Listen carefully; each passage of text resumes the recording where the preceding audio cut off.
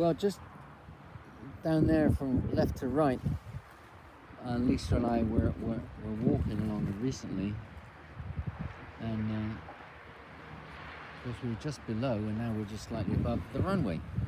That's the airport runway there, all the way around there.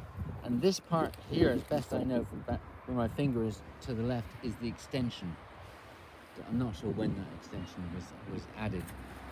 But it was quite a feat. You see all the columns there supporting it, and down below there, that's where that go-kart track and something other, and the yachts and stuff, that's down there. So that's where we were walking along. That's the if you want the motorway, or their equivalent of.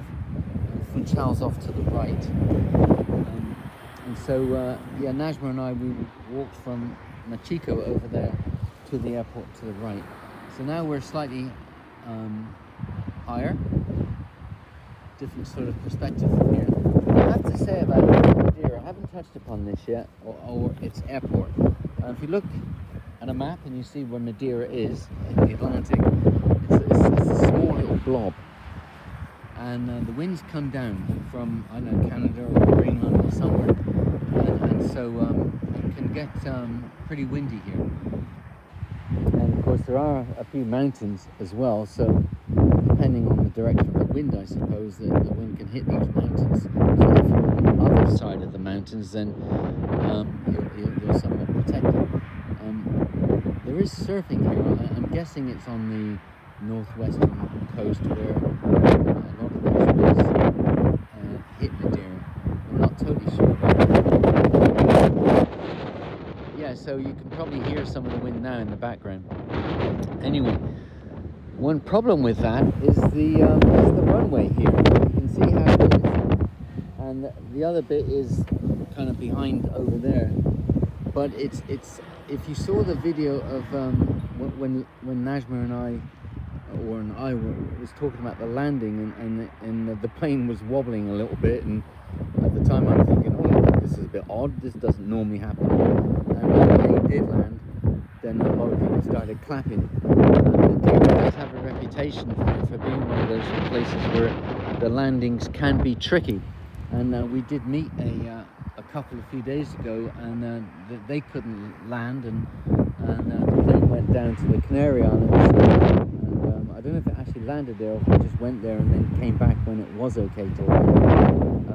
Somebody was telling us this morning that there's a possibility that there will be no landings at all for tomorrow and the following day due to predicted winds. And of course that can wreck a few people's holidays, I should think, and say Lisa, Najma and I could be in that same situation when we leave here in about 2 weeks. Yeah, it does happen. You know, arrivals don't land and departures don't leave. And we've had some other people saying that the planes haven't been able to land.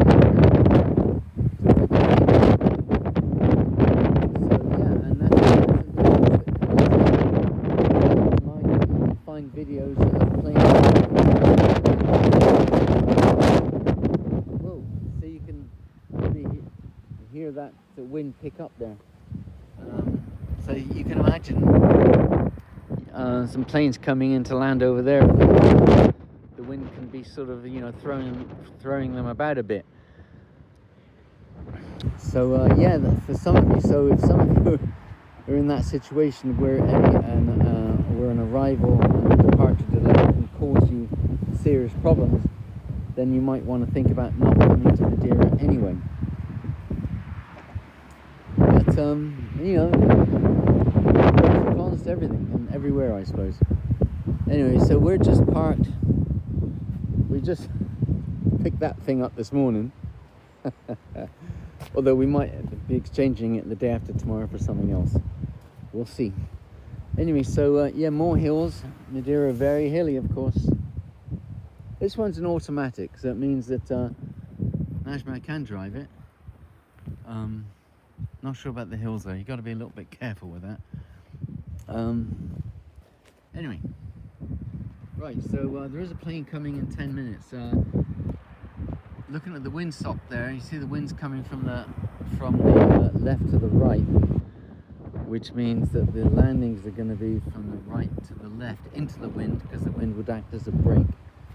So we're going to try and find ourselves a place on the other side where we can see this landing.